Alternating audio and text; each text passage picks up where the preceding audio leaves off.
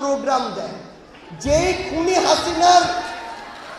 খুনি হাসিনা এবং আওয়ামী লীগের হাতে ১,৫০০ শহীদের রক্ত, লক্ষাধিক ভাইয়ের রক্ত লেগে আছে, সেই খুনি হাসিনা এবং তার দল আওয়ামী লীগ এই বাংলাদেশে নতুন করে প্রোগ্রাম দেয়।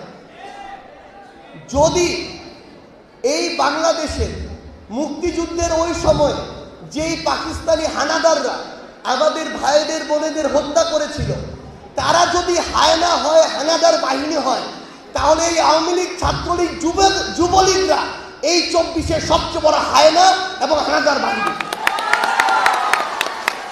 এই খুনি হাসিনা নাকি বাংলাদেশে আসবে খুব দ্রুত। বিভিন্ন তাদের নেতাকর্মীরা জেল থেকে এই কথা বলছে।